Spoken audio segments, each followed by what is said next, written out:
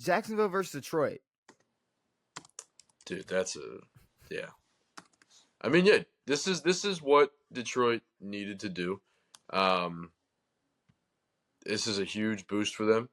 I mean, the second you think that Jacksonville might show something or whatever, it's all washed. Goff is bouncing back from his 5-pick game, throwing 5 incompletions this game, 4 touchdowns. Fucking yeah, And that's this team is gaining momentum again, and it's good. the thing about Jared Goff is it's like when I really thought about it, I said last week, he might have thrown himself out of the MVP conversation. It's like, well, He just dumped his ass back into it. not only did he jump right back into it, but at the end of the day, like he won last week. Great. You know what I Very, mean? Like very he true. threw Yeah. 5 picks and still got it done. So I guess in the grand scheme of things, it's like Now, this is a Jacksonville team that needs to gut this team. They're really bad, and Doug Peterson needs to go. So I mean, it's what he was supposed to do against a team like this. If he had struggled at all or whatever, and threw 1 touchdown, 2 picks or whatever, then we can really move him aside. But no, he did what he was supposed to do. But I guess it's more so like, Jared Goff, yes, had a poor performance last week and still got the win, and then came back this week and was able to just jump right back in the conversation like he never left. Yeah. Opposed to, Lamar having a poor week and losing. Yeah. It's like, okay, what would you rather have? Lamar, like I would have taken Lamar having a shitty week, not having some type of MVP stat line, and us taking the dub. It's still winning, yeah. Because at the end of the day, that's really what the MVP is about in this league. It's like almost the best quarterback or the quarterback on the best team in the league, depending on stats and all that shit. But the quarterback that impacts the winning the team's wins the most is probably the player that's going to get the award. But no, we were 7-9 in 2020. Sorry, that's beautiful. Yeah, Jared Goff hopped right back into the MVP conversation, and I mean at this point, Detroit. I mean, are they the best team in the league? I mean, they're the only team that really hasn't. Who'd they lose to? I can't remember. That's a great question. Bucks. Yes. Now, we can give them a little bit of Bills treatment, where it's like, now they're not doing, like, the Bills had a few games where they were blowing some teams out. The Lions take a shit team and they wipe the floor with them week in and week out. Lions haven't been blown out, but they haven't really played a solid contender yet. They played the Texans. They beat them, obviously, but again, 5 what picks. happened when Buffalo played? Snuck one out against. Yeah, exactly. But they snuck one out against the Vikings. Outside of that, they really haven't played big contenders. Snuck one out, but is that what so that's what we're doing now? So the Vikings aren't good? I'm saying no.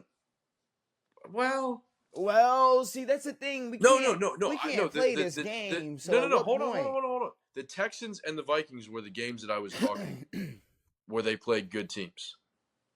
Okay. But it was a very, very close game. Now, what they're able to wipe the floor when they do play bad teams. Mm-hmm. They're not losing. They're not making games close. They're beating the shit out of them, which makes me think that they are better than the Bills. Clearly better than the Chiefs. The Ravens really need to kick it up, but we'll get to that. Look, we'll talk about the Ravens, but my whole thing with this week is like this is it's just very odd that this is the week that final season like predictions are being made. Like, so the Ravens suck. The Bills are the best team in the league. Yep. Josh Allen's MVP all of a sudden. Apparently. All these things. And like I could have used the same arguments that all these people have been using all year. It's okay. y'all want to use that division rival matchup, or it doesn't matter how good the team is, it's a division matchup thing. Yeah. Let's talk about a team who everybody's saying is good in the Pittsburgh Steelers. Mm-hmm. And the biggest rivalry in the NFL and the toughest division game ever. Yeah.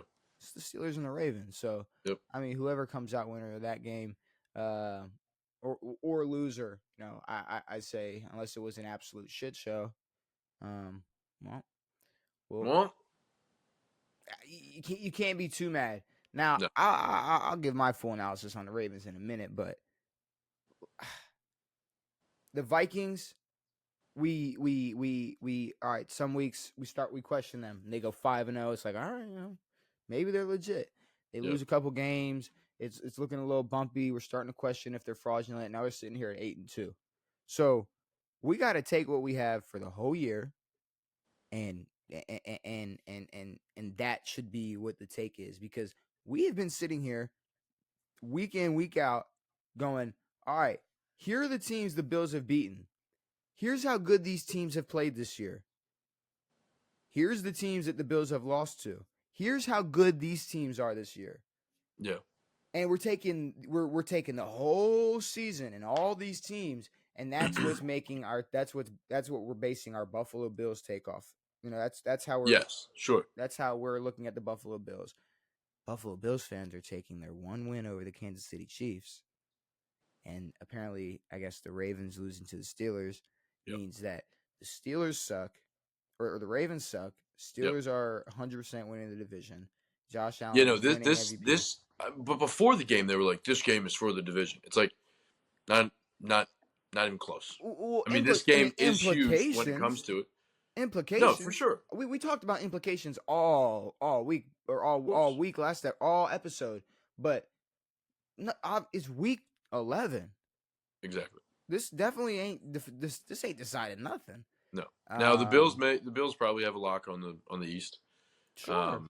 They do actually. They do have a lock, but which is like, crazy. It's like what does that tell you more? What like I'm saying, does that tell you, what does that show? What does that say more about the rest of the division or the Bills? the division sucks. The division fucking sucks. They are 9-2, but the Steelers are 8-2, and I mean there's still a big chance that they lose this division. The AFC East is pretty much won in week 11. Yeah, the AFC North, it's one now, yeah. The AFC North probably won't be decided until January. Hopefully. I mean, I'm saying, well, probably. This year. Probably. Yeah. If the Bengals didn't lose last night, there would have been more than just the Ravens and the Steelers battling for that shit. So I don't know. It's just, I'm not sitting here trying to be a butthurt Ravens fan. It's like, yeah, no, we lost. We had our mistakes, and I'm gonna get into that, but are we really gonna base the entire season off of this week? Because I'm not doing that. I haven't based the entire season off of 1 week this whole year. If anything, we've just been taking in just gathering more data, gathering more evidence. I mean, it's just, this is why. I mean, we are learning. We have learned that the Steelers probably have the best. They have the best defense in the league. Okay, but is it like now? It's like so Anthony Richardson's legit. Like, because he played a good game and stayed in the whole game and didn't get hurt and beat a team, like he's legit now. I'm saying, like, so if, like how like, see how stupid that sounds? Yeah. Because I'm taking one game from week 11 and making that my whole fucking base for my full season take on somebody or a team. It just, I don't know. It don't make much sense.